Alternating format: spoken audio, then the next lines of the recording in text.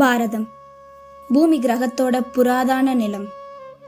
இந்த நிலத்தோட மேற்குல சுமார் 65,000 சதுர கிலோமீட்டர் பரப்பளவுல இருக்கிறது குஜராத் எனும் சௌராஷ்டிரா. ஒரு பக்கம் வனாந்தரம், மறுபக்கம் பசுமை வளம், இன்னொரு பக்கம் இருக்கிறது அரபிக்கடல். இந்த நிலப்பரப்பில் அமைஞ்சிருக்கிறது வரலாற்று சிறப்புமிக்க நகரம் துவாரகை.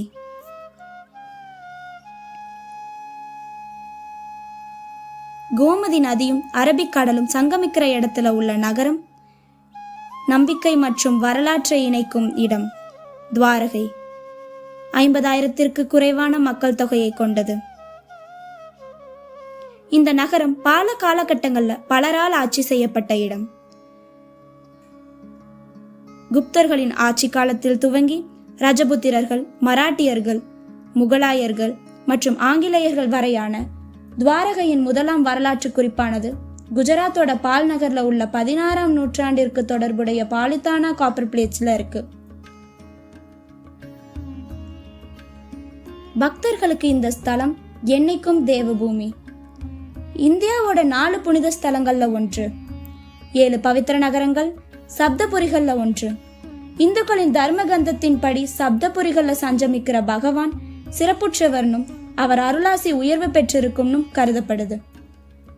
குறிப்பா துவாரகைங்கிற புனித ஸ்தலம் மோட்சத்தின் வாசல்ல கொண்டதா கிராந்தம் சொல்லுது.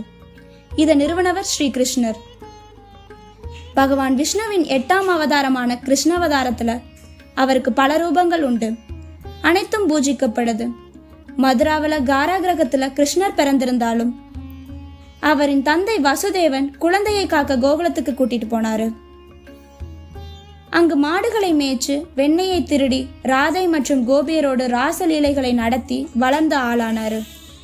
பிறகு தன் மாமாவும் மதுராவின் அரசருமான கம்சரை வதம் செஞ்சாரு.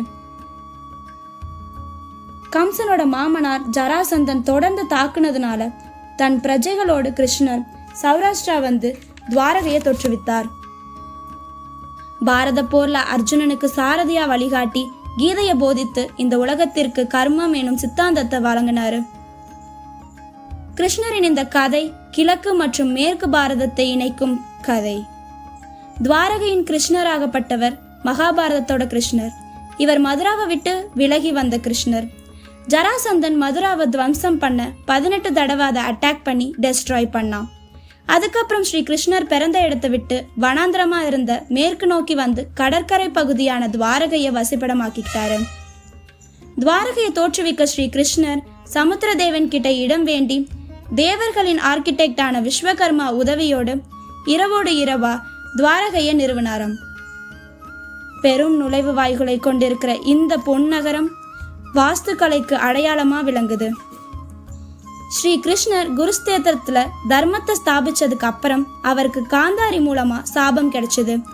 அதர்மவாதிகள்னு எல்லாராலையும் சொல்லப்பட்ட கௌரவர்களின் தாய் காந்தாரி.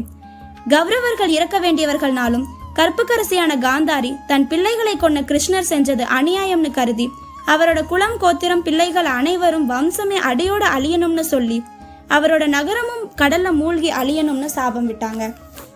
கதைகளின்படி காந்தாரியோட சாபத்தை பெற்று 36 ஆண்டுகளுக்கு பிறகு ஆழி அலைகள் துவாரகைங்கிற நகரத்தை மூழ்கடிச்சுதாம்.